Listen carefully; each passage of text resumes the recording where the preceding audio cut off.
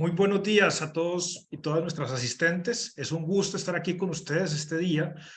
Hoy desde el EHH los hemos invitado a hablar de un tema que es de altísimo interés, que con todas las situaciones que vivimos en el mundo organizacional sabemos que estamos enfrentando permanentemente y que posiblemente a veces no estamos preparados. Vamos a hablar de cómo gestionar reestructuraciones y desvinculaciones responsables, cómo abordar estos procesos que son sensibles para la organización, que impactan la marca empleadora, que impactan los proyectos de vida de muchas personas, que nos implican tomar decisiones a veces no populares o difíciles, pero que es importante hacerlo con toda la responsabilidad, con todo el cuidado y con todas las buenas maneras que caracterizan las organizaciones. Es para mí un gusto presentarles un panel de panelistas hoy bastante interesante, que de verdad les agradecemos porque tomaron el tiempo de podernos acompañar el día de hoy y que estamos seguros que nos van a poder aportar puntos de vista bien interesantes. Me permito presentarlos. María Lucía Ospina. María Lucía es ejecutiva en temas de talento humano, ha sido vicepresidenta en muchas organizaciones de amplio espectro. Su última posición fue como vicepresidenta de talento humano en el Banco Itaú. Conoce mucho estos procesos, ha tenido la oportunidad de estar en ellos y de liderarlos con mucho éxito. María Lucía, muchísimas gracias por acompañarnos y bienvenida. José, a ustedes gracias por la invitación y tener la oportunidad de compartir un poco la experiencia. Muchas gracias. También nos acompaña Irene Duarte. Irene es abogada laboralista en la firma Godoy Córdoba. Tiene también amplia experiencia acompañando procesos, personas, organizaciones en estos momentos de reestructuración. Irene, muchas gracias por acompañarnos y qué bueno que pudiste tomar el tiempo para estar acá. Muchísimas gracias, José David y a LHH. María Lucía, un gusto. Gracias por permitirme estar aquí acompañándolos. Lo mismo, Irene. Héctor, también lo presento, Héctor Francisco Torres, gerente general de LHH para Colombia. También ha tenido muchas posiciones en temas de talento humano, abogado, fue vicepresidente también en temas de talento humano durante muchos años y ha acompañado, o hemos acompañado incluso conjuntamente muchos proyectos de estos donde hemos tenido que acompañar organizaciones en sus procesos de cambio estructural, de desvinculación, y hemos tenido la oportunidad de entender un poco cómo se impacta estos procesos en las personas. Héctor, bienvenido y muchas gracias por estar acá. Muchas gracias, José, por haberme considerado para este panel, y es un gusto, pues, por supuesto, compartir con María Lucía, con quienes hemos hecho procesos de reestructuración, y por supuesto con Irene, que formó parte de Godoy Córdoba, que es quizás la firma líder en estos temas de reestructuraciones en Colombia.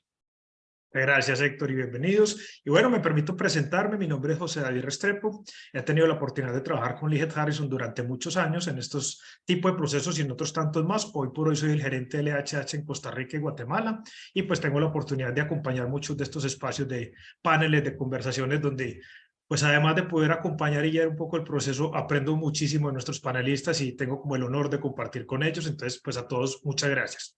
Y a todos nuestros invitados, pues muchas gracias, bienvenidos. El chat va a estar abierto para que puedan plantear sus preguntas. La herramienta de preguntas y respuestas también va a estar abierta. Una claridad importante, hoy de pronto vamos a estar viendo algunos puntos que pueden estar más localizados en la realidad laboral de Colombia. Este mismo webinar lo vamos a repetir para otros países, lo estamos planeando para Ecuador, Costa Rica y Guatemala, pero pues obviamente todos los conceptos de cómo manejarlo, cómo administrarlo y algunos puntos que pueden ser muy relevantes de cómo llevar el proceso nos aplican en todos los países, ¿vale? Entonces, a todos bienvenidos, qué bueno estar acá con ustedes, y a todos los invitados, adelante con sus preguntas. Quiero comenzar con una pregunta para los tres y quisiera, digamos, que nos la cuenten desde su experiencia, desde esa vivencia que han tenido. ¿Cuándo y por qué llega una organización a tomar estas decisiones de desvinculación, de reestructuración, de cambiar esa forma de operar? ¿Cuándo se requiere y en qué momentos es importante? No sé, María Lucía, si desde tu experiencia quieres comenzar a ilustrarnos un poco. Dale, José. Mi experiencia es que tiene que ver con la estrategia de la organización. Un poco las decisiones de transformación están asociadas a cuáles son como los rumbos estratégicos que tiene la organización, y en ese sentido pueden haber algunas prioridades, unas asociadas con generar eficiencias, otras generadas con redimensionar el capacity que tiene la organización, entender qué estructura se requiere para conseguir la nueva definición organizacional, y todas esas, de alguna manera, trazados estratégicos dan lugar a pensar si la estructura y el headcount que tienes es necesario o te ves de alguna manera obligado a tener que hacer un proceso de reestructuración. Excelente, muchísimas gracias, María Lucía. Y ahí tomando tu punto, quisiera preguntarle a Héctor, también desde esa experiencia consultiva, cuando has llegado a las diferentes empresas, ¿cuáles son esas causas más comunes y por qué se han dado esas situaciones? Pues en primer lugar, pues coincido plenamente con lo que nos dice María Lucía, que el proceso de reestructuración o de transformación organizacional debe ser el producto de una decisión estratégica. Hace muchos años, las reestructuraciones se daban como consecuencia o como una búsqueda de eficiencia en costos y gastos. Ustedes quizás recuerdan la palabra reingeniería que se puso tan de moda por allá en los años 80 y 90 del siglo pasado. Y que buscaba simplemente eso. Hoy en día, en la medida en que el mundo ha evolucionado, la necesidad de las transformaciones surge por otra cantidad de motivos muy diversos. Fusiones, adquisiciones, adaptación de una organización a las necesidades de un mercado, digitalización, una cantidad de cosas que no estaban en el radar de las organizaciones antes y que obligan a una organización que quiera ser sustentable y que quiera permanecer en el mercado siendo eficaz, productiva y eficiente, pues a tomar este tipo de decisiones que, entre otras cosas, son cada vez más comunes en el entorno de trabajo. Quizás la mayor falla que vemos nosotros desde la experiencia de LHH es que hay organizaciones que toman la decisión de reestructurarse simplemente con el objetivo de ahorrar gastos. Y creo que esto debe ser una consecuencia. Lo que hemos visto en algunos procesos de reestructuración que están fundamentados en la necesidad de ahorrar gastos es que después eso termina devolviéndose.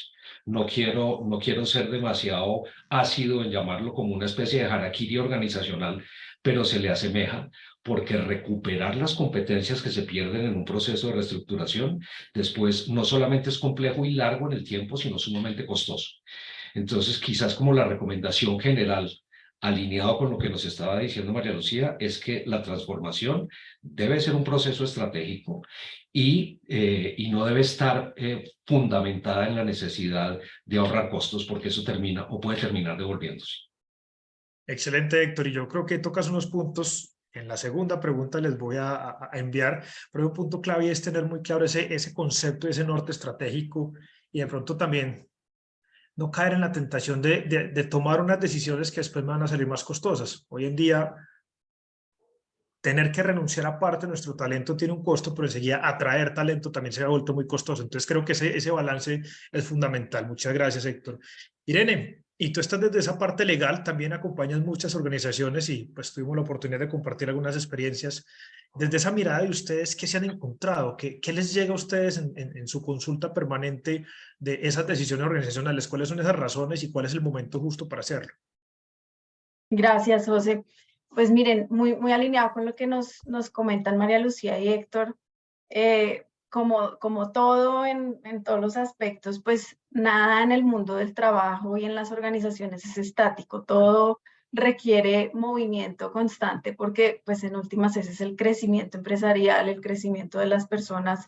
Entonces pues nunca podemos ver que la empresa está bien y así está funcionando bien y así se va a quedar. Siempre el mercado laboral y la industria en general requiere cambios y por supuesto para las compañías y para las personas es fundamental pues ir con ese cambio y no quedarnos estancados. Entonces digamos que desde nuestra experiencia es importante que las empresas estén haciéndole seguimiento a esa estrategia, a ese objetivo y permanentemente estén haciendo ese seguimiento a ver cómo su plantilla o su headcount está consiguiendo y está alineado con esos objetivos que queremos conseguir. Y cuando con base en eso encontramos que hay necesidad de hacer algún cambio en la estrategia o en la plantilla como tal para conseguir esas estrategias y esos objetivos de la compañía para continuar en un mercado, pues por supuesto hay que entrar a revisar este tipo de procesos.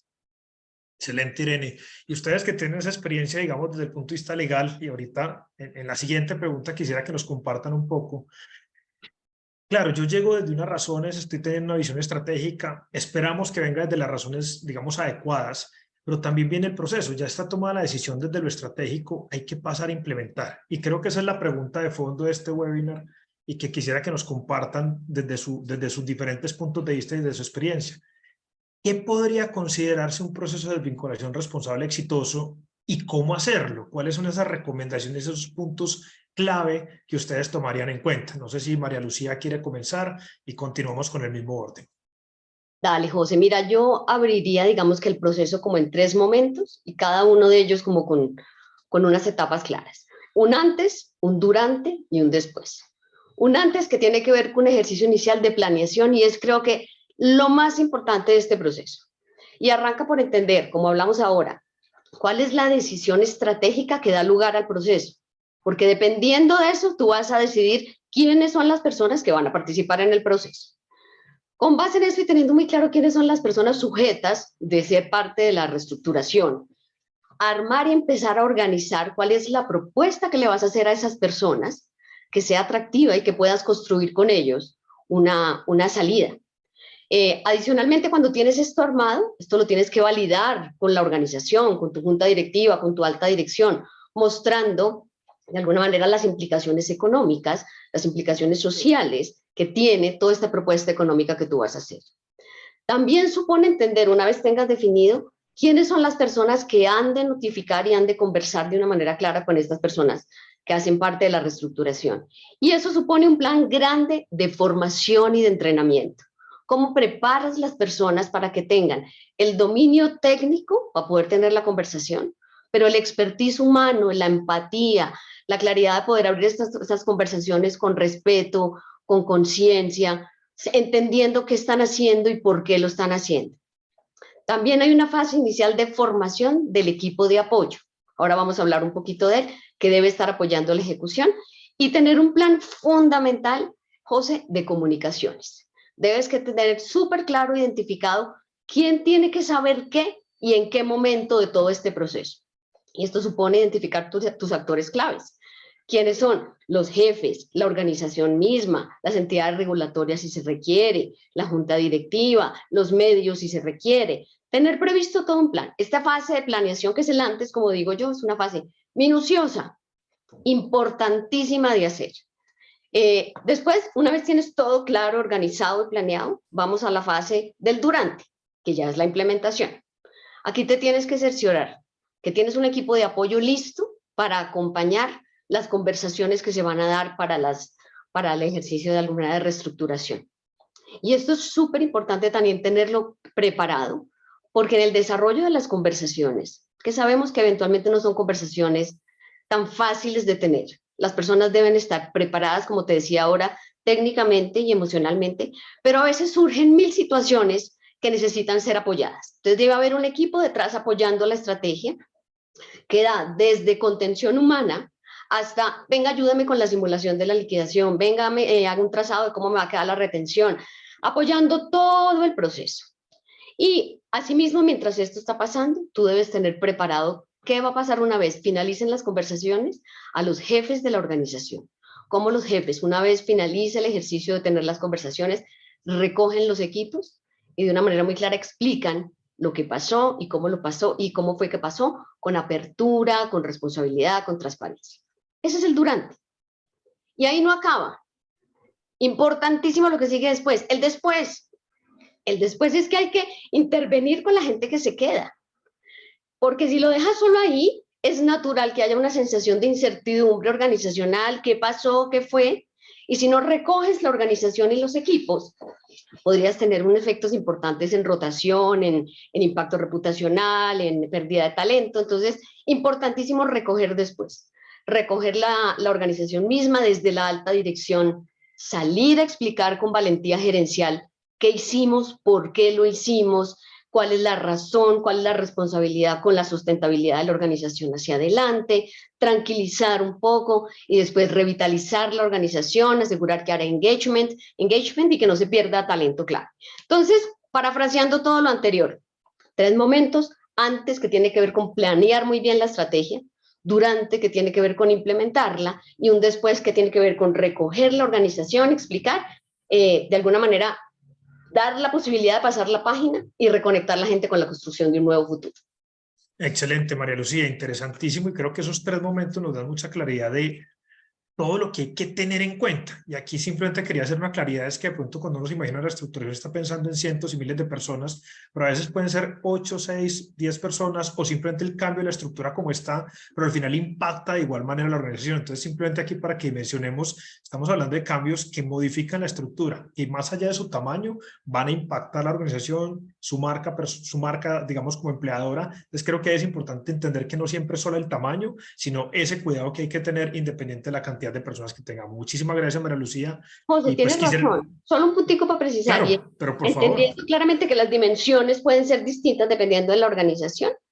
Mi invitación es a nunca dejar de dimensionar la importancia del proceso, en términos de cuidar la persona, cuidar la propuesta, asegurar que los jefes están involucrados, que se recogen y se explican las cosas, para asegurar que sea cual sea el tamaño, se surten los debidos pasos para minimizar el impacto organizacional.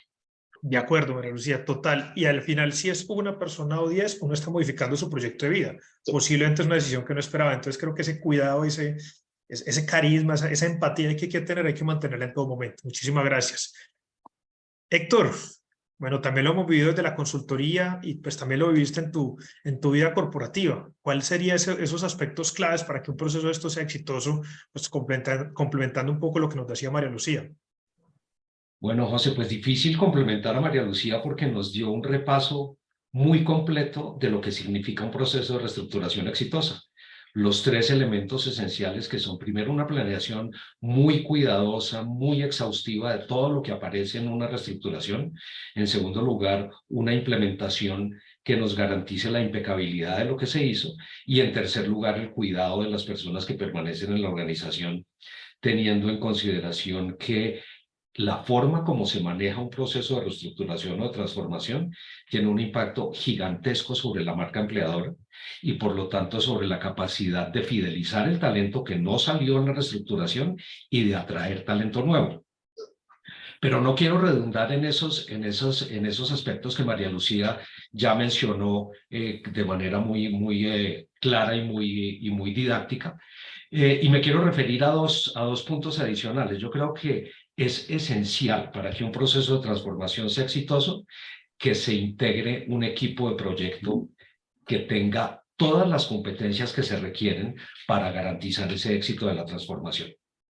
Es decir, que haya una persona que conozca la minucia de la organización desde el punto de vista de la gente y de la estrategia de gente, una María Lucía de la organización, una persona que sepa de las finanzas corporativas y el impacto que tiene la transformación sobre el PIG, una firma de asesoría laboral experta que nos garantice que estamos cuidando de todos los detalles que cada vez son más complejos. Las individualidades en estos procesos de reestructuración hay que tenerlas en consideración porque todo el mundo tiene su aspecto específico que hay que cuidar.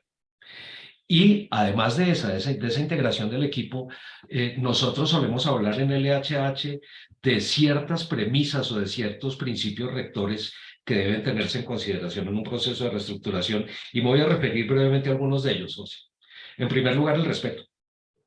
Un PRB tiene que estar fundamentado en el respeto a las personas, tanto las que van a salir de la organización como las que van a permanecer, como las personas que van a ser las responsables de notificar las salidas, porque esto tiene unos componentes emocionales, como nos lo mencionó María Lucía. Entonces, todas las personas, partiendo de la base que todo el mundo merece consideración, merece un tratamiento digno, el PRB debe estar centrado en ese respeto. En segundo lugar, la equidad. Todas las personas que estén en igualdad de condiciones laborales deben tener un trato equitativo en términos de lo que nosotros llamamos el PRB, que son los planes de retiro voluntario o los beneficios que las personas van a recibir con ocasión de retiro. Y esa es la razón por la cual nosotros usualmente caracterizamos a la población en grupos diferentes para garantizar que todo el mundo recibe ese tratamiento equitativo. En tercer lugar, por supuesto, la legalidad. El respeto no solamente al Código Sustantivo de Trabajo, sino a las convenciones colectivas y a las prácticas que la organización haya implementado en el pasado. Un plan de retiro voluntario en el que se toquen las líneas de cumplimiento de la ley o de la convención colectiva es, por definición, poco exitoso. En cuarto lugar, quizás vale la pena hablar de la competitividad. Un plan de retiro voluntario en términos de los beneficios que se ofrecen a las personas que salen de la organización tiene que ser competitivo y tiene que estar alineado con lo que el mercado ofrece para situaciones similares, por una parte, y por otra parte tiene que estar alineado con lo que la misma organización ha ofrecido en el pasado, si se han hecho reestructuraciones anteriores. Y finalmente la razonabilidad. Creo que un plan de retiro voluntario es más exitoso en la medida que los beneficios que se ofrecen a los trabajadores sean más generosos. Pero eso tiene que estar visto también desde la perspectiva de las finanzas organizacionales. Uno no puede tener un plan de retiro voluntario diseñado para que sea muy exitoso, poniendo en riesgo la rentabilidad o la liquidez de la compañía. Entonces, esos son como los 5 principios que se me ocurren principales para garantizar el éxito de un proceso de reestructuración. Y hay otros, pues la confidencialidad, la exclusividad, en fin, pero yo haría énfasis en esos iniciales que acabo de mencionar. Excelente, Héctor. Y ahí tocas unos puntos que son importantes. Yo acá les ponía ese PRV, ese plan de retiro voluntario es clave, porque es importante tomar en cuenta que una persona cuando pierde su momento, su continuidad laboral por X o Y motivo, en Colombia le llamamos mutuo acuerdo o finalización sin justa causa, pues al fin y al cabo tiene 3 grandes preocupaciones. Yo creo que en eso es importante tomarlo en cuenta en ese PRV. La primera pregunta normalmente que se hacen es: ¿cómo voy a sobrevivir económicamente? ¿Cómo respondo económicamente a esta situación? Y creo que ese PRV tiene que responder a eso.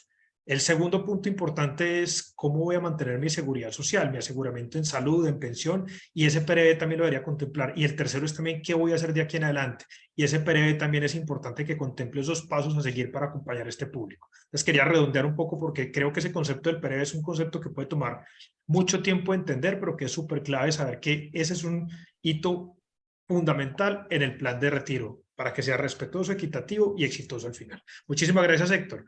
Bueno, Irene, ustedes también están al frente de cuidar la organización, de cuidar todos sus riesgos, de acompañar estos procesos.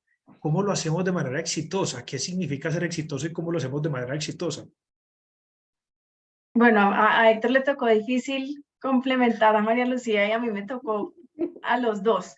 Esto está siendo injusto, ahorita te van a ver de Sí, primera no. porque sí, qué pena, o sea, creo que hice... Mentira, está muy bien. Yo creo que es muy importante retomando esos 3 momentos que muy bien nos señaló María Lucía, enfatizar en el antes, porque el antes lo podemos ver como la planeación de la ejecución del proyecto y del después. Nosotros en Godoy Córdoba siempre con nuestros clientes hablamos de si tengo 6 meses para cortar el árbol, y ese es mi proyecto, dediquémonos 5 meses a afilar muy bien el hacha, para que el último mes corte el árbol mucho más fácil. Entonces, de verdad, la invitación es hacer una planeación impecable. Siempre se podrán presentar imprevistos, por supuesto, porque en las relaciones humanas eso sucede, en las empresas eso sucede, pero en la medida que nos tomemos el tiempo suficiente para planear, que contemos con un equipo completo que me permita, como decía Héctor hace un momento, ver todos esos frentes que necesito tener en cuenta para finalmente llevar un proyecto exitoso y que el después de la ejecución también quede, digamos, satisfactorio para las diferentes personas o entidades involucradas, pues el tema seguramente nos va a salir muy bien. Entonces es una invitación a de verdad enfocarnos en planear, a dedicarle el tiempo, los recursos, los equipos necesarios, porque en últimas eso es lo que nos va a permitir ese éxito. Y obviamente dentro de esa planeación, nosotros desde Godoy Córdoba, un poco recogiendo lo que ya hemos visto aquí, siempre hablamos de 4 frentes principales, que son el económico, que como nos contaba María Lucía, obviamente es clave para las personas involucradas, porque en últimas es lo que les va a dar esa tranquilidad de incluir o aceptar ese plan que se está ofreciendo. El jurídico, que por supuesto me obliga hoy en día y cada vez más a identificar muy bien cuál es mi planeación, mi población, disculpen, que voy a implicar en este proyecto. Y pues aquí me puedo quedar 2 horas contándoles de todos los factores jurídicos, pero pues ya sabemos que el tema de los fueros, el tema de las limitaciones a los despidos, hoy por hoy es importante, seguramente en un tiempo será más importante. Entonces ahí vamos 2 frentes. Por otro lado, el estratégico, que creo que no vale la pena que yo repita porque María Lucía y Héctor ya han descrito muy bien, y la comunicación que María Lucía nos hablaba al comienzo. Creo que eso es fundamental, no solo con los que están involucrados en el proceso, sino como decía María Lucía y Héctor, con los que se quedan, porque es fundamental cuidar esa parte.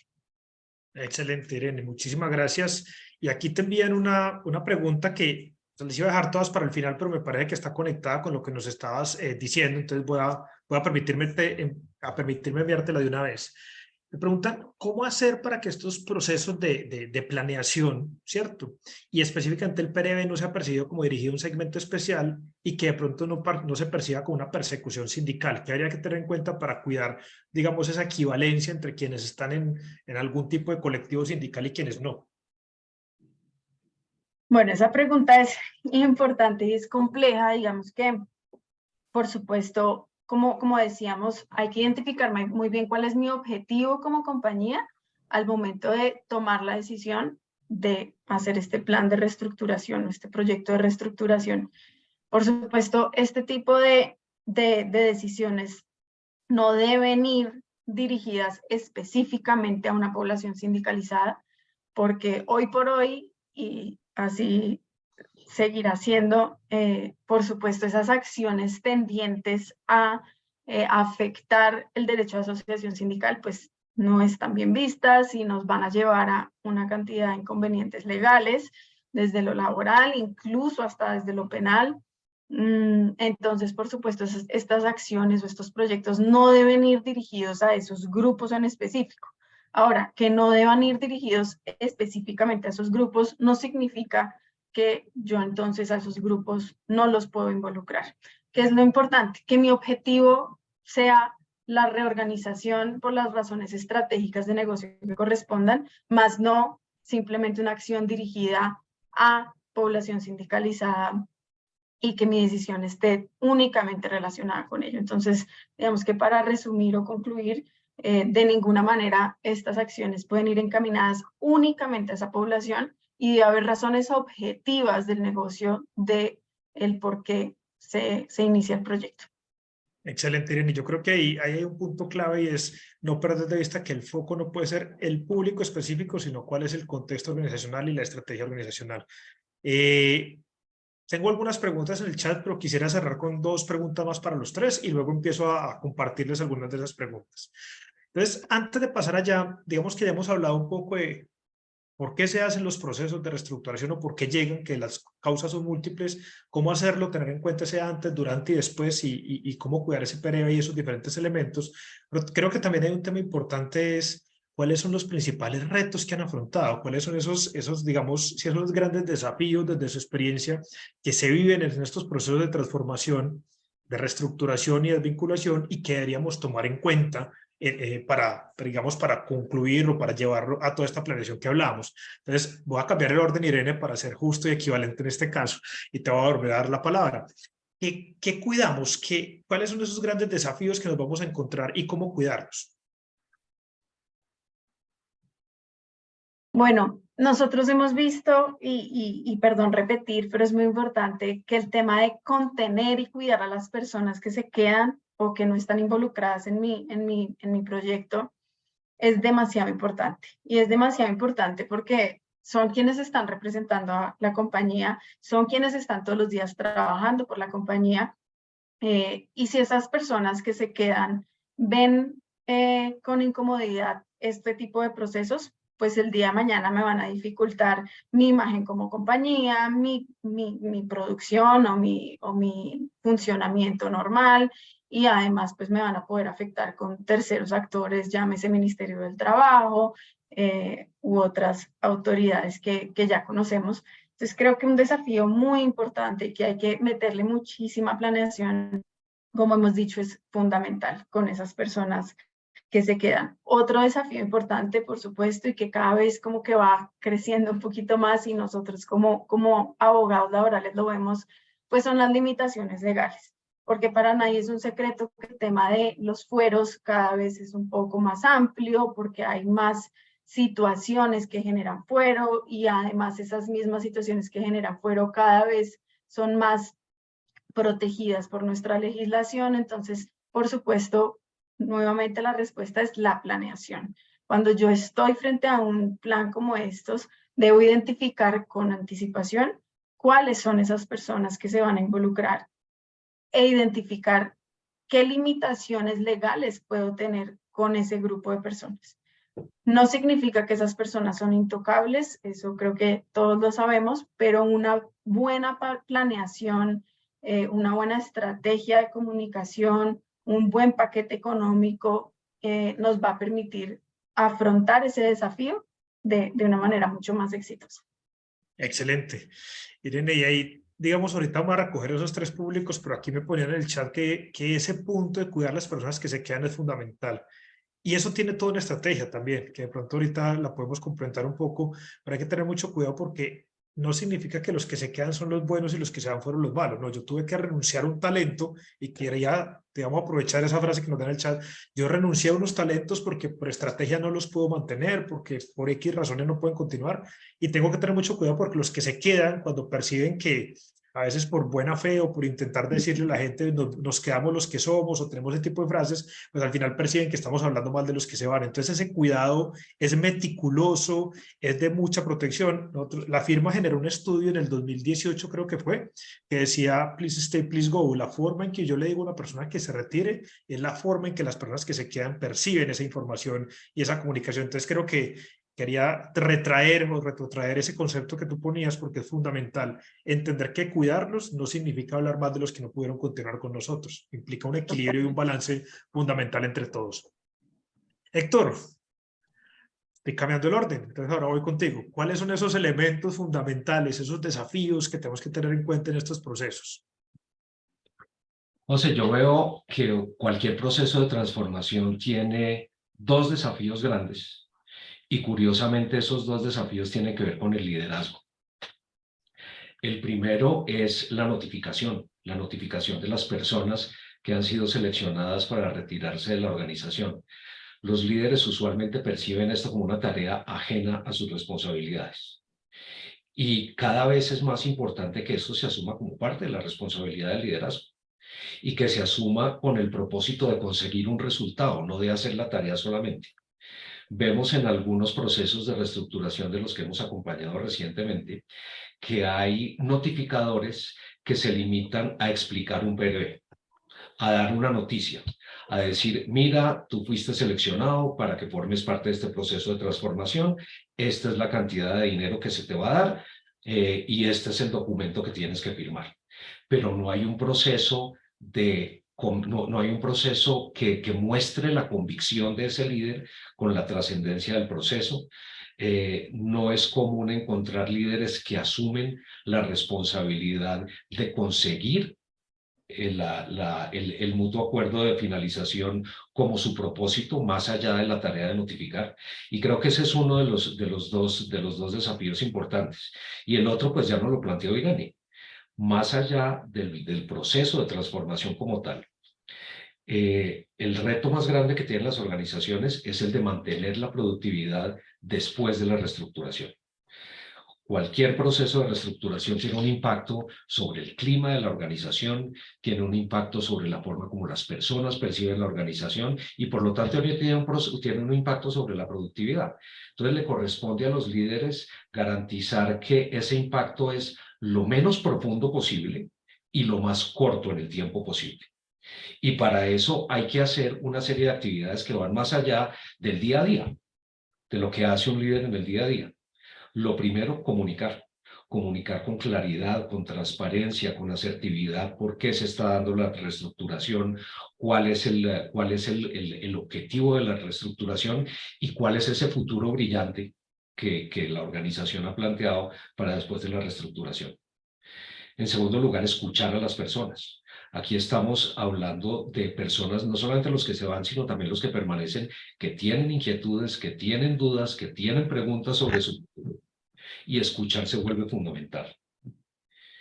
En tercer lugar, en momentos en que hay incertidumbre en la organización, pues es importante que los líderes den un poco de dirección, que estén orientando hacia dónde deben ir las tareas, las actividades, los logros de las personas y, por supuesto, la motivación y el volver a reenganchar a las personas para que esa productividad no se vea tan afectada como consecuencia de la transformación o de la reestructuración.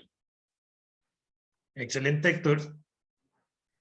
Interesantísimo, y ahí tocas un punto que es clave, es cómo soportar esos líderes, porque hemos hablado de las personas que se van, de las que se quedan, pero ese público del líder que tiene que ir a poner la cara en el momento de la notificación y después tiene que ir a poner la cara para reenganchar a su equipo, a veces con un sentimiento de culpa, a veces con la misma tristeza de haber tenido que tomar una decisión o incluso a veces no ser partícipe. Creo que ese es un elemento que quisiera agregar. Yo voy tomando las notas y aquí lo agregué en mis notas porque ese es un punto clave, cómo soportar técnica y emocionalmente estos líderes para que sean capaces de sostener ese proceso en el tiempo. Porque, y lo digo por Estoy seguro, experiencia. José, que María Lucía tiene muchas sugerencias sobre eso, porque ha tenido que vivirlo. Y creo que ahí precisamente iba mi pregunta.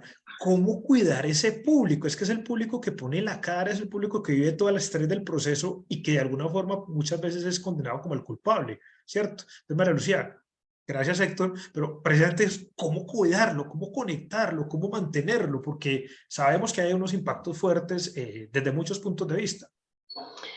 José, yo creo que hay un trabajo muy importante con los líderes y esto refuerza uno de los temas que yo creo que es fundamental acá y es que se debe entender que la reestructuración no es de gestión humana, es de toda la organización y se hace realidad a través de los líderes. Entonces, hay un trabajo previo, como hablamos ayer, primero de formarlos, de que ellos entiendan el por qué y el para qué, que entiendan que lo que estamos haciendo, por difícil que sea desde la perspectiva humana, tiene una responsabilidad de sostenibilidad de la organización hacia adelante, porque de alguna manera cuando uno entiende el por qué y el para qué, es más fácil asumir la responsabilidad. Lo segundo es fundamental dotarlos de las herramientas necesarias para poder sostener estas conversaciones. Y no solo la conversación, desde cómo tomas la decisión, cuál es el criterio para hacerlo, cómo abordas la conversación y después, como nos decía Héctor, cómo después recoges, contienes el equipo, lo puedes explicar de una manera constructiva, pero sobre todo le muestras al equipo que no es el fin del mundo, es doloroso, pero no es el fin del mundo. Puede haber la construcción de un futuro hacia adelante. Y para eso hay que darles las herramientas. Y lo tercero y fundamental, hay que crear una estructura de apoyo organizacional para que ellos puedan hacer su trabajo, porque les estamos asignando una tarea que es difícil y tiene que haber detrás una certeza de la organización me está apoyando. Estamos haciendo esto juntos porque hay una razón y un propósito superior que nos beneficia a algunos y me están dando las herramientas para poderlo hacer. No es un ejercicio de corto plazo, es construir una capacidad en los líderes que entiendan que son responsables de gestionar los equipos, a veces de tener que tomar decisiones que son difíciles y poderlas hacer con responsabilidad, con empatía, con profesionalismo y con la claridad de que estamos construyendo hacia adelante. Creo que, como lo decía Héctor, hace parte de un viaje de sostenimiento de los líderes que son fundamentales en la construcción, no solo de un proceso de reestructuración, de transformación de la cultura, de ejecución de la estrategia. Creo que los líderes son el sustento que acredita que las decisiones de cambio de la organización se hagan realidad y que los equipos las puedan entender.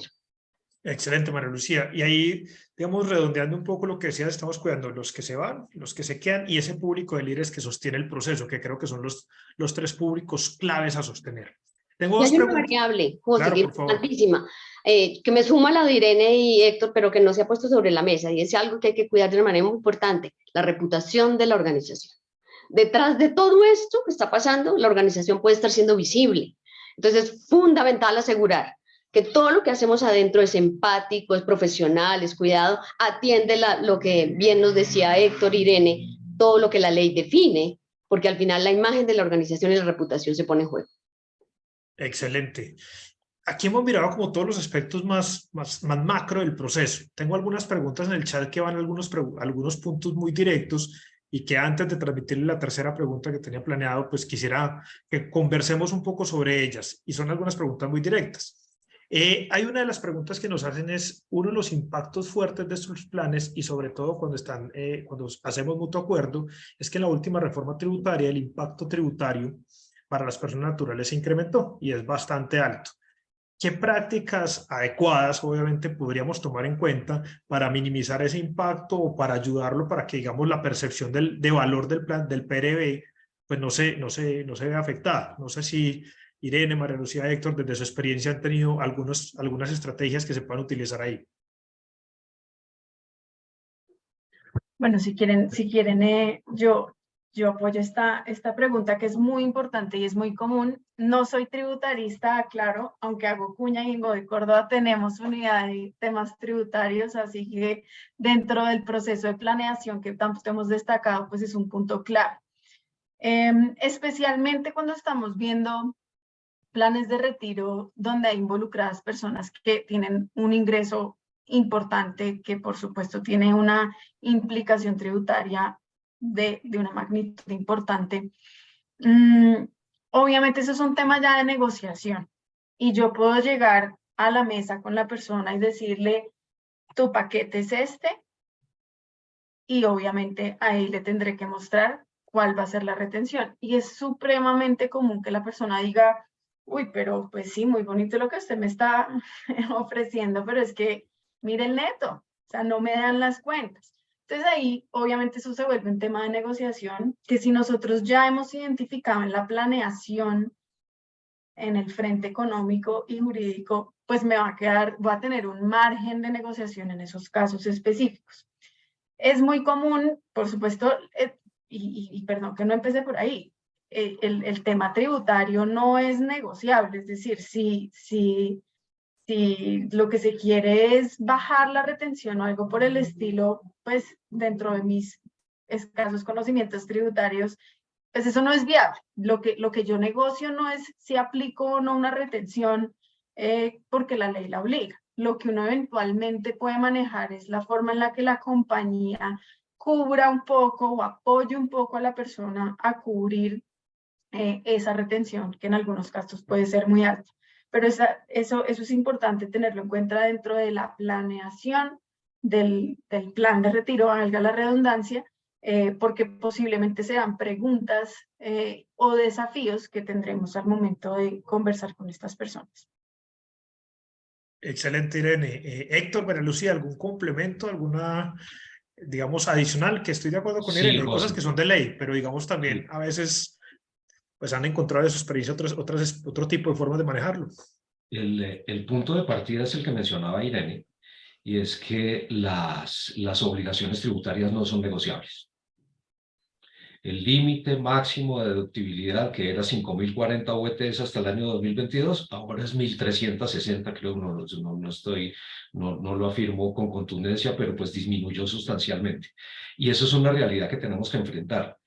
La mayoría de las organizaciones que hemos acompañado en procesos de reestructuración lo aceptan así. Y es parte de lo que está implícito en un proceso de reestructuración. El empleado va a recibir un PRB más o menos generoso y ese PRB implica el pago de unos impuestos. Hay quizás un par de casos excepcionales en que las organizaciones han tomado la decisión de cubrir una parte de esos impuestos. Es lo que en materia de compensación se llama un gross up, que es decir, bueno, si tú tienes que pagar 20% de impuestos, la compañía te va a reconocer 10% de ese 20% y vamos a aumentar el valor del PRB de tal manera que descontados los impuestos, tú recibas ese 10% que la compañía está reconociendo. Pero no es común que se haga. Entonces, pues, los impuestos que hay que pagar, igual que los aportes a la seguridad social, son una obligación que no podemos desconocer, que tenemos que cumplir, y que quizás los tributaristas pueden tener algunas estrategias que puedan recomendar para minimizar el impacto, pero en lo personal yo creo que el impacto es muy difícil de reducir, porque uno podría eventualmente buscar mecanismos para disminuir el valor de la retención en la fuente, pero en agosto, septiembre o octubre del año siguiente, cuando haya que presentar la declaración de renta, hay que pagar los impuestos que corresponden de acuerdo con la tabla.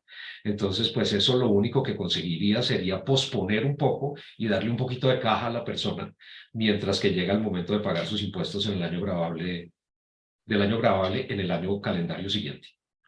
Excelente, Héctor. Yo creo que nos das unos puntos de vista muy complementarios y que efectivamente hay un tema real es que pues, los impuestos son no negociables. Ahí la diferencia es cómo los puedo aportar. María Lucía, ¿algún pensamiento adicional que nos quieras compartir acerca del tema? Sí, yo coincido en que los impuestos no son negociables, pero la construcción del paquete, sí. Y aquí hago una precisión. Dependiendo del momento de vida de la persona, puede ser que los componentes que tengan el paquete sean diferentes y deriven que al final, digamos que más allá de cuánto es la tasa impositiva que esa se respeta, se facilite la construcción del acuerdo. Entonces, no es lo mismo la motivación de una persona que probablemente está cerca a pensión, donde los componentes de su paquete pueden generar de alguna manera un total que después de aplicar la retención para él es atractivo, o a una persona que está empezando su vida profesional o que tiene 30 años o que tiene varios hijos. Dependiendo del momento de vida, la constitución del paquete hace que haya mayor o menor atractividad y que se facilite o no la construcción del acuerdo. Y en eso hago la cuña de apoyarse en compañías como las de ustedes. Ustedes ayudan un montón a entender esos momentos de vida, a caracterizar los grupos poblacionales, a construir paquetes que se ajusten a esos momentos, y eso facilita mucho la construcción de acuerdos, más allá de que los impuestos son los impuestos y habrá que aplicárselos a cada uno de los paquetes como sea que quede. Excelente, María Lucía. Y ahí tocas un Pues punto. Adelante, Irene, claro, por favor. No, disculpa que te interrumpí, yo solo quería hacer un complemento porque creo que lo que dicen Héctor y María Lucía es supremamente valioso, y creo que en últimas eso nos lleva a que en ese tipo de temas que para los empleados son importantes, debemos ser muy claros. Es decir, creo que no nos debe dar miedo como compañía ser claros en decirle a la persona, pues es una norma y yo no, si bien estoy negociando contigo y estamos hablando de un plan de retiro, pues esto no entra en discusión. Más allá del gross up o esos acuerdos que podamos hacer, creo que es importante que la persona entienda de lo que le estamos hablando, porque para cualquier persona es complejo entender, y sobre todo en un momento de tensión como estos, es complejo entender cómo así que una retención y cómo así que esta cantidad de plata. Entonces creo que en la medida que demos información clara y transparente, para la persona va a ser mucho más fácil entenderlo y en consecuencia aceptarlo. Creo que eso es importante. Disculpa la interrupción ahí. No, excelente. Yo creo que tocas un punto que es clave. También a veces el cómo se comunica va a ser fundamental, porque es una realidad que se sale en las manos de la compañía y que pues, obedece unos términos de ley. Excelente, muchas gracias. Yo creo que es una pregunta que todos nos hacemos en estos momentos. Y viene otra pregunta que también nos hacen en el chat. Y creo que esta pregunta es bien interesante. Le voy a dar la prioridad a Héctor y luego hacemos la misma ronda, porque también nos preguntan cuál es el benchmark de mercado para estos PRB, qué se incluye. Y pues parte de la base que obviamente hay unos términos de ley, pero adicionalmente, ¿cómo armarlo? No es una respuesta, no es una pregunta de respuesta única, pero creo que es interesante compartir un poco de experiencias acerca de eso. Si quieres empezar, Héctor, esta vez y nuevamente cambio el orden. Gracias, José. Bueno, esa pregunta es bien interesante porque cada PRB refleja una realidad financiera de una compañía, una cultura organizacional y unos antecedentes convencionales en las compañías que tienen convenciones colectivas. Pero yo diría, José, que en términos generales un PRB tiene tres componentes principales. El primero es un componente monetario que tiene como piso la indemnización legal o convencional, que es el derecho mínimo que tendría la persona en caso de que pudiera ser despedida sin justa causa.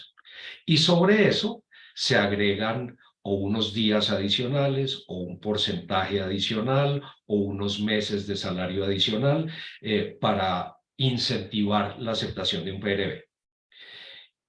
A ese componente monetario, que puede tener otras cosas adicionales, es muy común encontrar que las compañías reconocen un bono de aceptación equivalente a X número de días de salario, o unos bonos dependiendo de las condiciones específicas de cada uno de los trabajadores.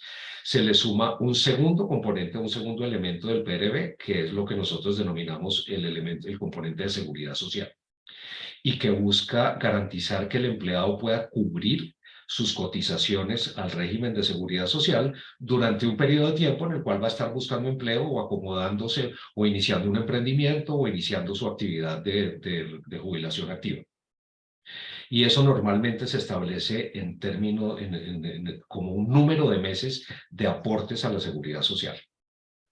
Y el tercer componente, que es el que nosotros denominamos de beneficios, es un componente no monetizable, es decir, que no se puede convertir en dinero para acrecentar el PRB, sino que se da en especie y que típicamente está compuesto por una extensión en la póliza de seguro de vida, una cobertura adicional en los seguros de salud si la compañía los tiene, y un programa de transición de carrera, que es el que le permite a la persona reincorporarse a la actividad productiva con la mayor velocidad posible.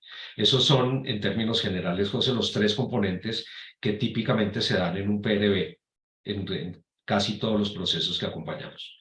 Excelente. Entonces, recapitulando, es el componente económico, que depende de la realidad de la compañía, el componente de seguridad social, que busca cubrir la cobertura de seguridad social que las personas requieren durante la transición, y en tercer lugar el componente de beneficios, extensión de seguros y programa de transición de carrera.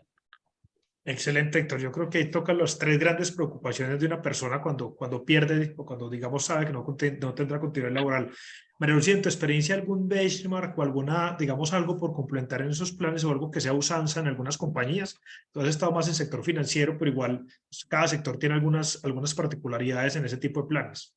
Yo creo que además de los componentes que explicó muy bien Héctor, normalmente lo que hacemos es ir a ver cuáles son las prácticas específicas de la industria en la que estamos y cómo esos componentes que Héctor manifiesta se ven reflejados y que han hecho otros, y se cruza lo que han hecho otros con la capacidad económica de la organización y ahí se acaba de afinar la propuesta de los paquetes. Excelente, María Lucía. Yo creo que ese benchmark, ir a entender ese mercado específico es distinto, porque pues efectivamente nosotros hemos vivido procesos en hidrocarburos y tiene unas capacidades y unas condiciones, en sector financiero otras, entonces cada uno lo refleja. Y Irene, pues ustedes también lo miran desde el componente legal, ¿algún adicional sobre esta pregunta que creo que es clave en estos procesos?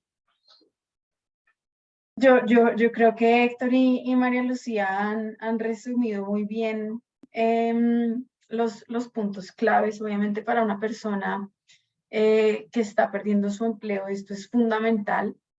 Yo tal vez quisiera complementar con dos temas. Obviamente todo depende de la dimensión del proyecto, porque no es lo mismo un proyecto con 3 personas a un proyecto con 100 personas. Entonces, obviamente eso es un tema que hay que cuidar.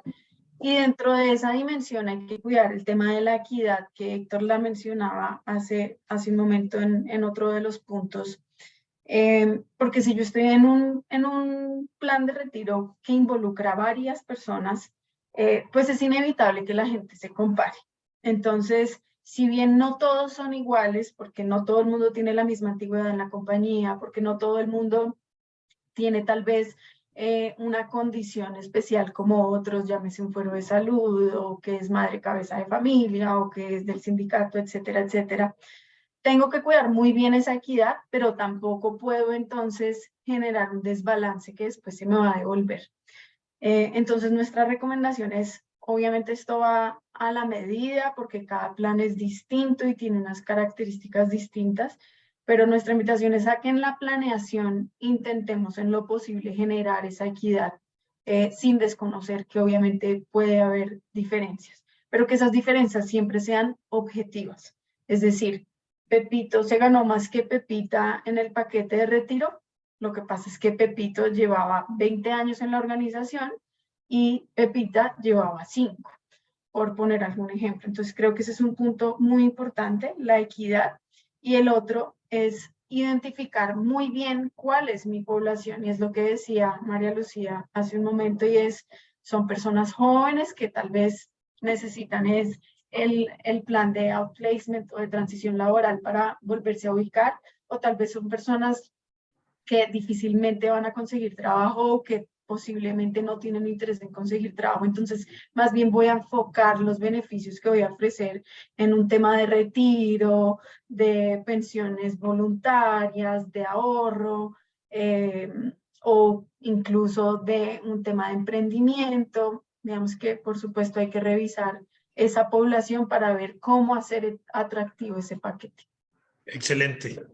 Muy buen punto, y creo que este es un tema de esos que es sensible y que es fundamental tomar en cuenta.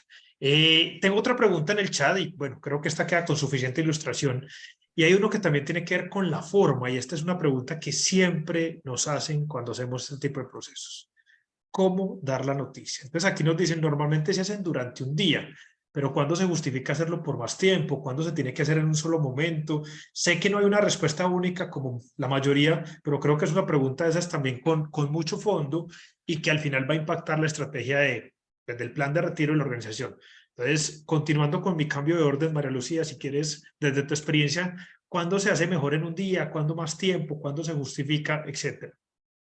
Mira, depende mucho de cuál es la estrategia de la organización. La razón de buscar hacerla a veces en un día es como minimizar la ansiedad progresiva que puede hacer todos los días o todos los viernes del terror, pues eso no es sano. Entonces, la idea de poderlo hacer de una manera recogida y poder de alguna manera concretar las decisiones y poder salir a dar un parte de tranquilidad es importante. Pero no siempre se puede hacer en función de la estrategia de la organización, a veces hay que hacerlo de manera progresiva.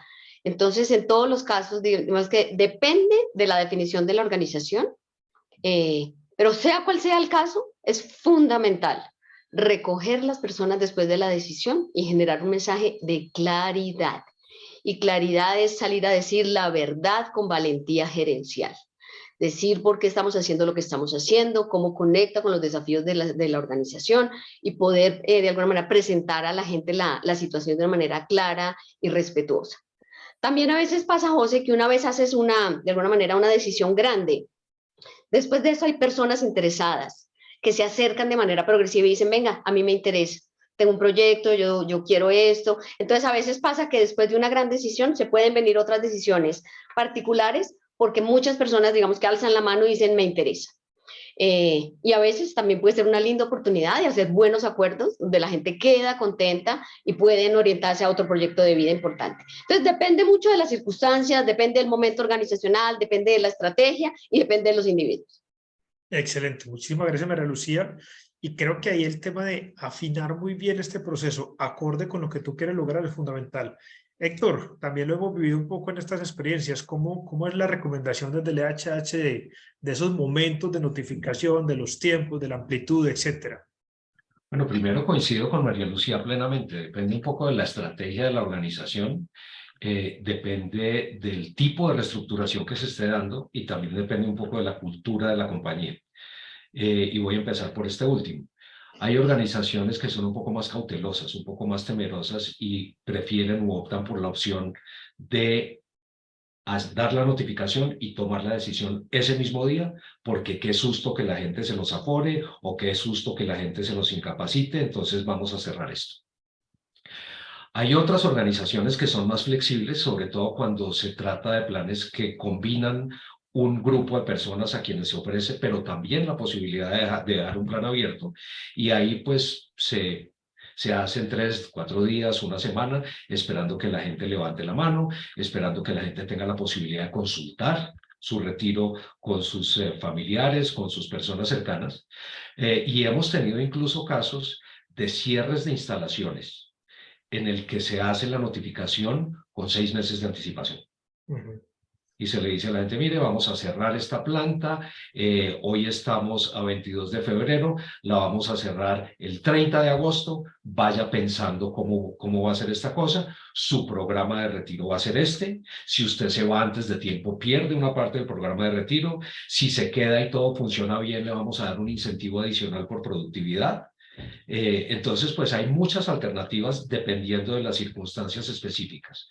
Lo que es muy importante tener en cuenta es pensar de nuevo, y lo hemos mencionado desde el principio de este webinar, en las personas que permanecen en la organización y en la reputación de la organización.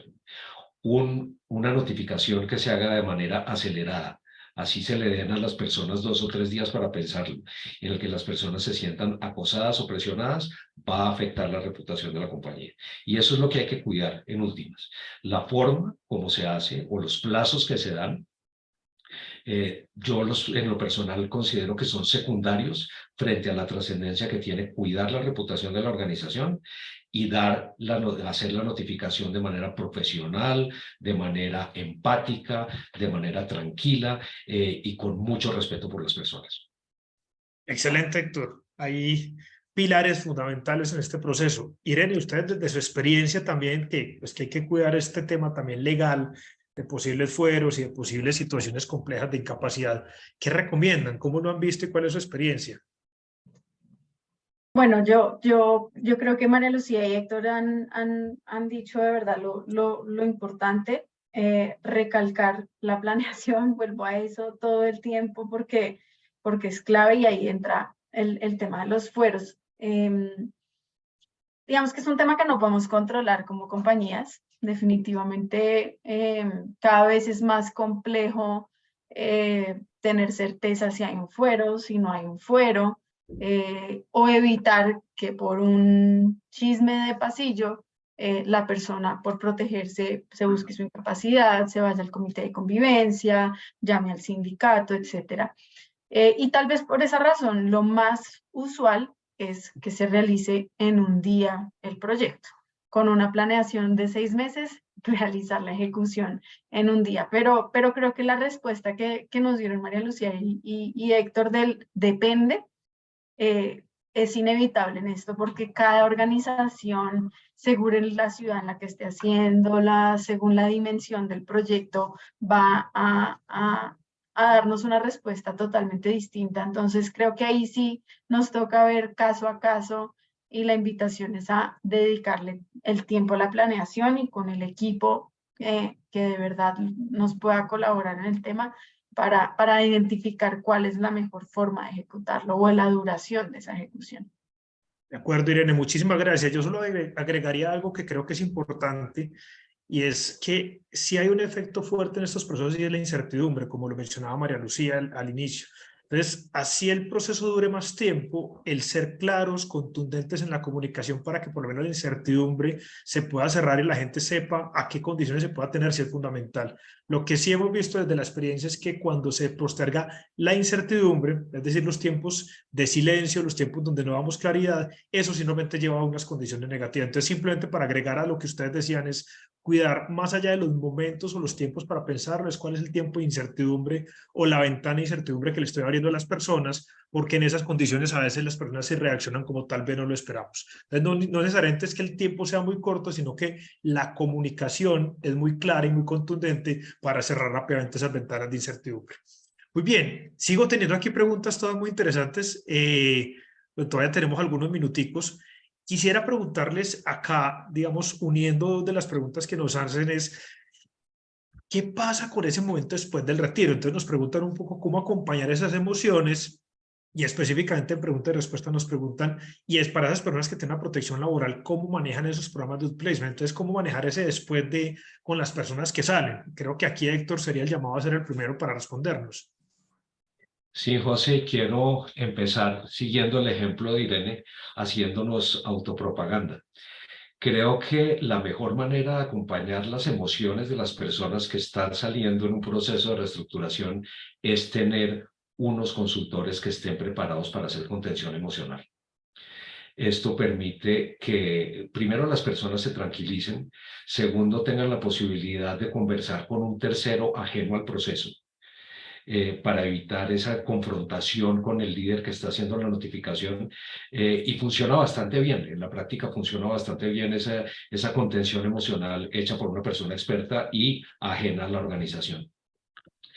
Creo que es muy importante también pensando en el futuro, la incertidumbre que causa en las personas su salida, hacer procesos de apoyo en el manejo financiero de los PRBs, sobre todo en algunos niveles organizacionales donde la gente va a recibir 8, 10, 12, 15 meses de salario, y no saben cómo manejar esos excesos de liquidez.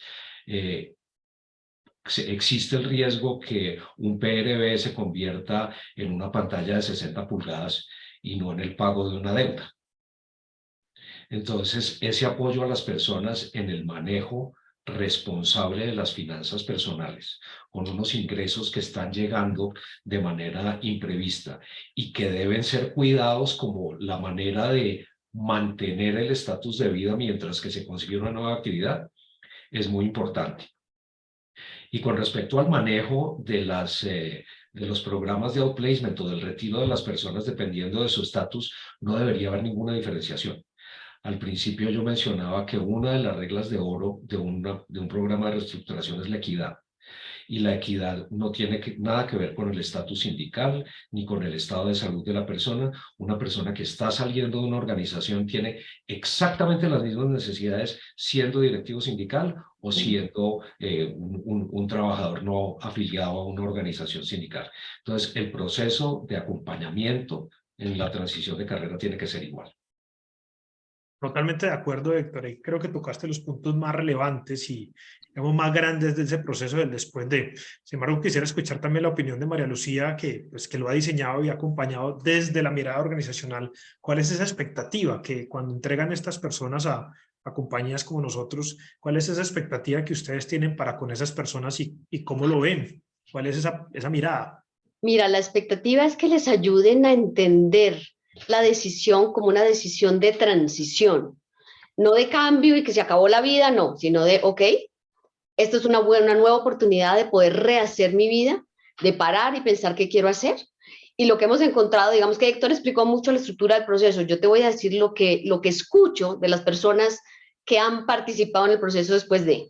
Valoran que tuvieron un espacio para sentirse oídas y naturalizar sus emociones, es decir, de entender que mucho de lo que están sintiendo pues le pasa a varios y no es el fin, es natural sentirlo, hay que decantarlo y hay que volver a arrancar.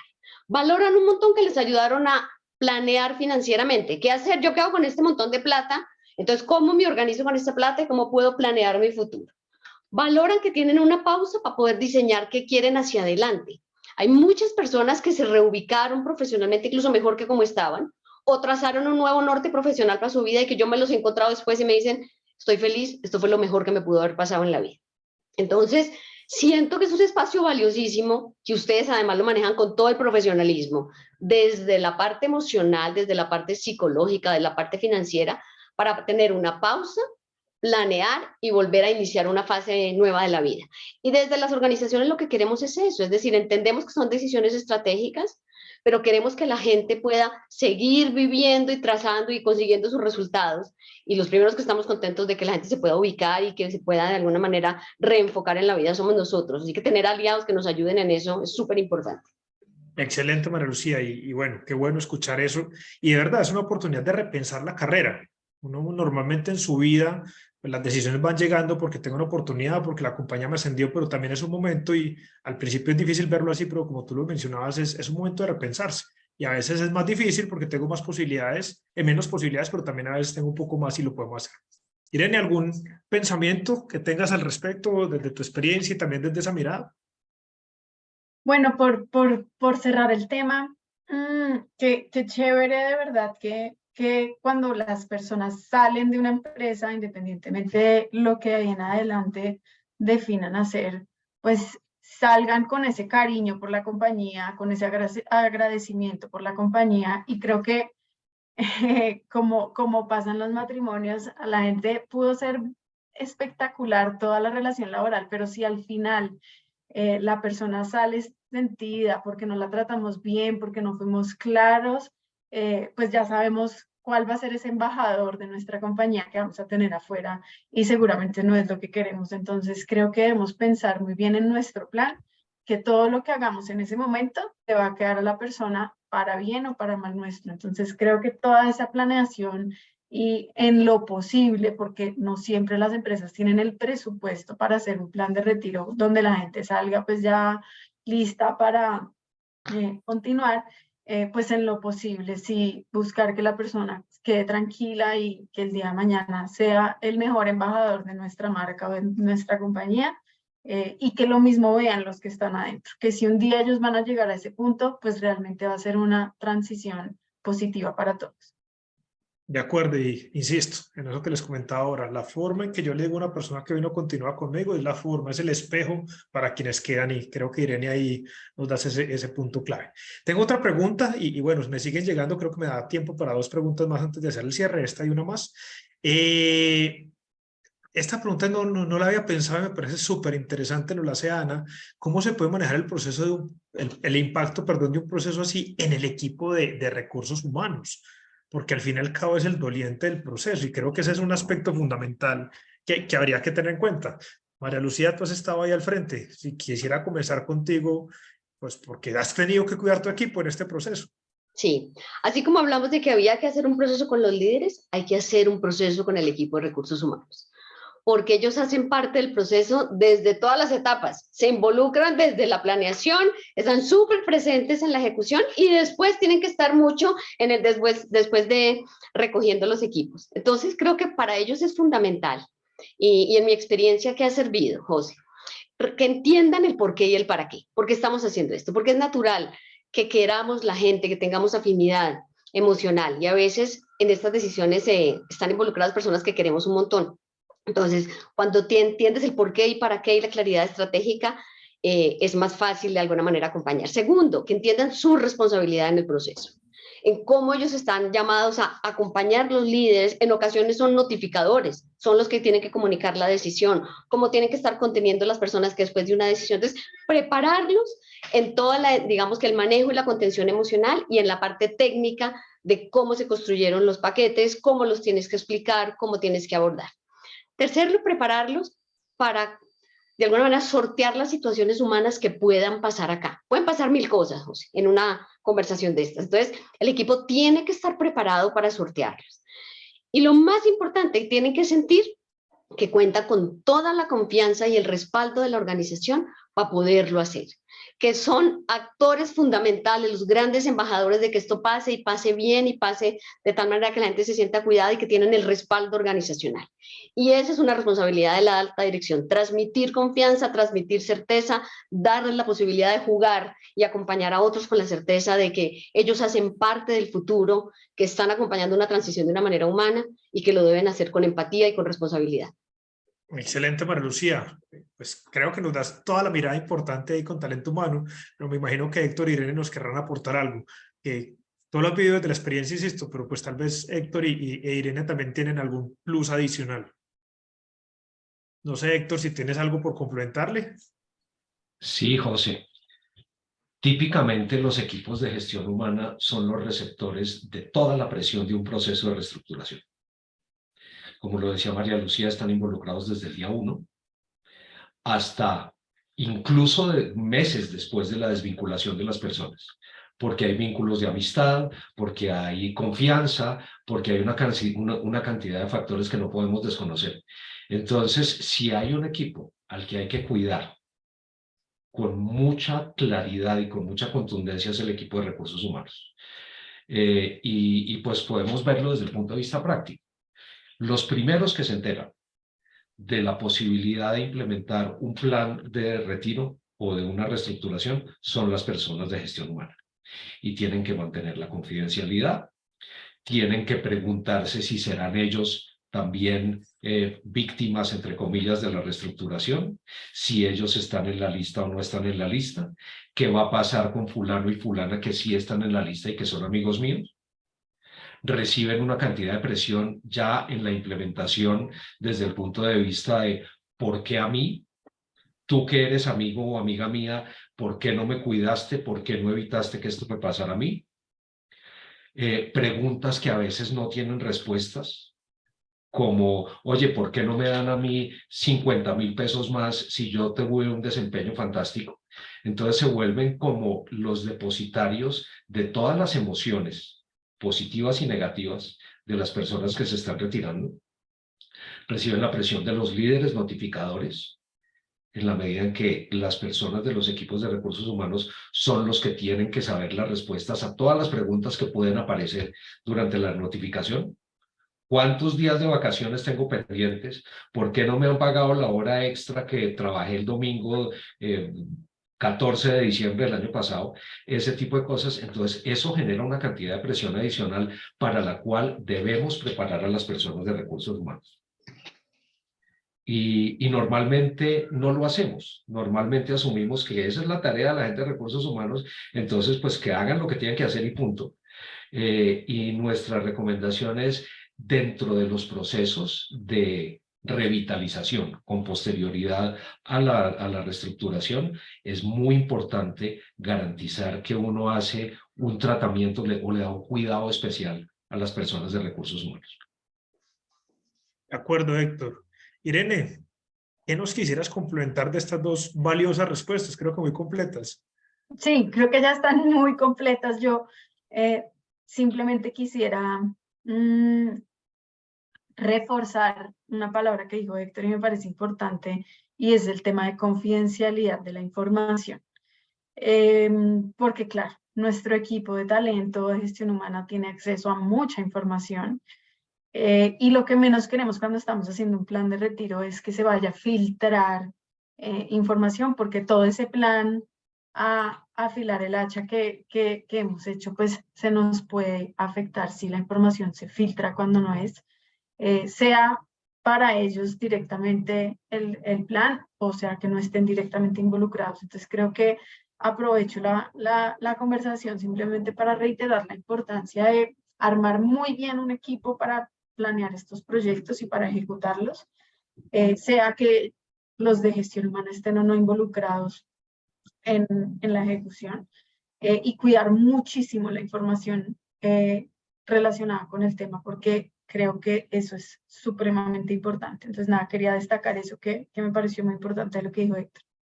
Excelente, Irene, muchas gracias. Y creo que esa es, como les decía, una pregunta fundamental, porque ese es un equipo que recibe toda la presión, todo el cuidado y que además tiene una tendencia a ser muy de las personas y que pues obviamente le va a costar. Quisiera cerrar con esta pregunta, pues infortunadamente el tiempo se nos está agotando y ya, digamos, voy a hacer una pregunta de cierre, pero antes, si me disculpan la cuña porque tengo algunas personas que ya tienen que ir, el próximo webinar que vamos a tener se va a llamar El poder de la marca empleadora como estrategia en las compañías. También muy al lugar con todo lo que estamos viviendo en este momento. Entonces, invitados, va a ser el 22 de marzo. En el chat les voy a dejar el link y también lo van a ver en nuestras redes sociales. Para aquellos que digamos ya se están desconectando, pues quería decírselos antes. Y cierro con esta pregunta para los tres. Y de alguna forma que sea un poco la conclusión que nos quieran dejar el día de hoy. ¿Cómo preparar la organización cuando la decisión aún no se ha tomado? Es decir, ¿cómo crear ese ambiente? Porque pues esto no nos ha pasado hoy, posiblemente algunas de las personas que están aquí no tienen un proceso de estos a la vista, pero puede llegar, incertidumbre económica, política y demás, nos podría llegar a una decisión, bueno, muchos cambios estratégicos, cómo empezar a preparar una organización, no necesariamente para la reestructuración, el cambio o esa desvinculación, sino para lo que pueda suceder. Y pues al final si nos comparten alguna conclusión y con eso estaríamos cerrando. No sé si quieres comenzar, Héctor, si te lanzo la pregunta así al frío, ¿qué pensarías? José, yo creo que en primer lugar las organizaciones siempre deben estar preparadas para transformarse, para evolucionar, para reestructurarse.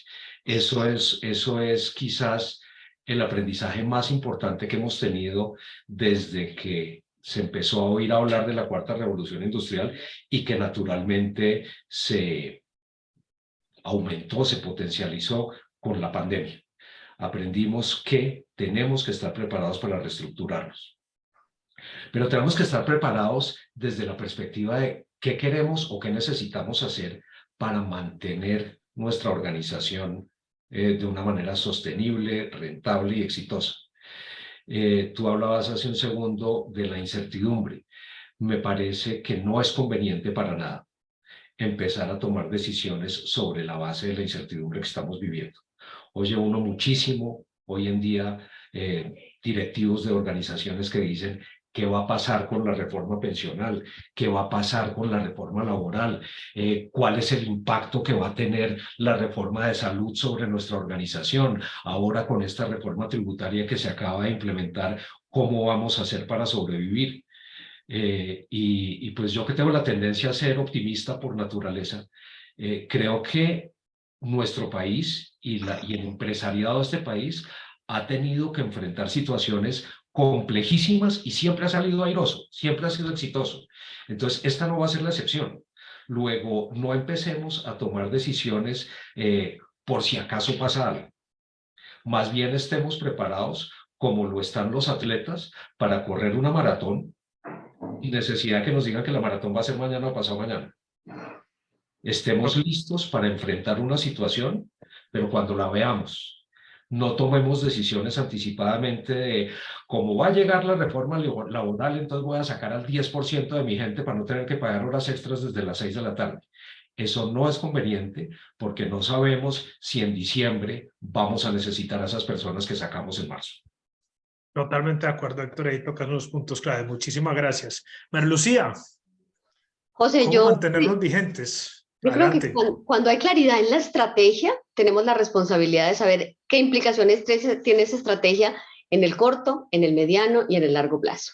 Y esa es parte de la responsabilidad de un equipo directivo, tener y visualizar qué implicaciones tengo con cara a mi estrategia y mi entorno en el corto, mediano y largo plazo. Y tenerlas visualizadas no significa tener la ligereza de salir a actuar como bien lo pone Héctor. Es visualizar las posibilidades y entender que en función de cómo se pongan las circunstancias, tú debes actuar para poder hacer realidad tu estrategia. Entonces, tener un panorama claro. Y esto enfatiza un tema que nos ha dicho Irene durante todo el tiempo, la planeación, que yo coincido que es fundamental, tanto en un proceso de reestructuración como en un proceso de definición organizacionales. Ten claro qué quieres, ten claro cómo está el entorno, qué implicancias puedes tener en el corto, el mediano plazo. Y si eso pasara, ¿qué te tocaría hacer?